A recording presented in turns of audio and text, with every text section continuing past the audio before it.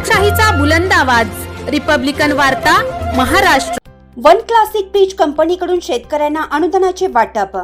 2 शेतकऱ्यांना गायी आणि शेळ्या घेण्यासाठी क्लासिक ब्रीज कंपनीने नाशिक जिल्ह्यातील 22 शेतकऱ्यांना अनुदानाचे वाटप।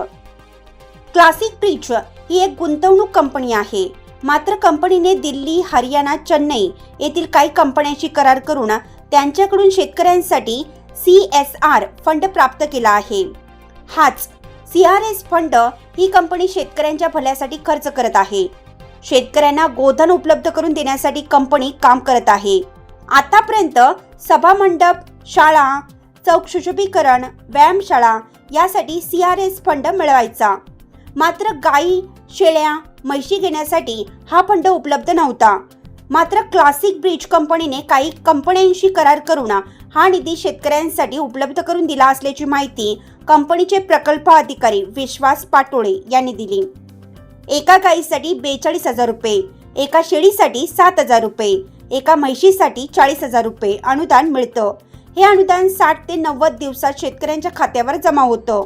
त्यानंतर त्यांनी गोधन विकत घेऊन बाजार समितीची पावती जमा करायची असते। यासाठी अगोदर मूळ रक्कम शेतकऱ्याला कंपनीला भरावी लागते। त्याच दिवशी मूळ रक्कम आणि अनुदानाची रक्कम या दोन्हीचा चेक शेतकऱ्याला मिळतात। सिन्नर, चांदवड या तालुक्यातील शेतकऱ्यांनी या योजनेत सहभाग होऊन अनुदान मिळवलं आहे। नाशिक जिल्ह्यातील जास्तीत जास्त शेतकऱ्यांनी या योजनेचा फायदा घ्यावा असं आवाहन पाटोळे यांनी केलं आहे। नमस्कार, मी संतोष शंकर दौंड, राहणार जायगाव, तालुका सिन्नर, जिल्हा नाशिक। काही दिवसापूर्वी ग्रामपंचायत जायगाव येथे माझ्या मम्मी आता सरपंच म्हणून कार्यरत आहे। माहिती मिळाली की क्लासिक ब्रीज मनी सोल्युशन यांचं 50% अनुदानावर गायी खरेदी करण्यासाठी योजना आहे। मी त्या योजनेत भाग घेतला आणि त्या योजनेसाठी फॉर्म भरला। त्यानंतर मला काही दिवसातच 40 ते 45 दिवसात 50% अनुदान प्राप्त झालं। त्या प्राप्त अनुदानानुसार मी गायांची खरेदी केली। मी 4 गायांसाठी फॉर्म भरला होता, त्यामध्ये 4ही पण गायांचं मला अनुदान प्राप्त झालं। त्यानंतर मी गायांची खरेदी केली आहे, त्यामध्ये एक दुधाळ गाय आहे आणि 2 गरोदर आणि एक साधी कालवड आहे। अशा 4 गायांची खरेदी केली आणि खरंच मला खूप व्यवस्थित वाटलं की शेतीला पूरक व्यवसाय म्हणून जो जोडधंदा मी शोधत होतो तो मला नक्की मिळाला। मी खूप दिवसापासून शेतीला कुठला तरी जोडधंदा मिळावा यासाठी प्रयत्न करत होतो। त्यामध्ये मला दुग्ध व्यवसायाची पहिल्यापासून खूप आवड होती। माझ्याकडे पहिले एकही गाय नव्हती, त्यानंतर मी 4 गायांची खरेदी केली।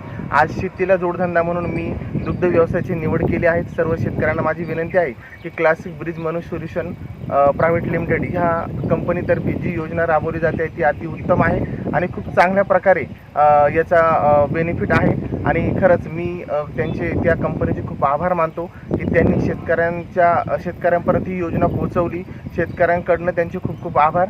आणि या भारतीय अर्थव्यवस्थेमध्ये कुठंतरी शेती व्यवसायाला कुठंतरी प्राधान्य दिलं जातं, याच्याबद्दल मी त्यांचे खूप आभार मानतो। मला जसं जी ह्या गायांचं अनुदान मिळालं तसं आपल्या सर्वांना मिळेल अशी मी खात्री देतो। सर्व शेतकऱ्यांना माझी विनंती आहे की तुम्ही पण या योजनेचा लाभ घ्यावा आणि आपल्या शेतीला जोड व्यवसाय म्हणून दुधाळ गाई घेऊन शेतीला जोड व्यवसाय म्हणून एक आपली व्यवसाय निवडावा असं मला विनंती आहे माझी सर्व शेतकऱ्यांना। सगळ्या शेतकऱ्यांना याचा लाभ घ्यावा। धन्यवाद।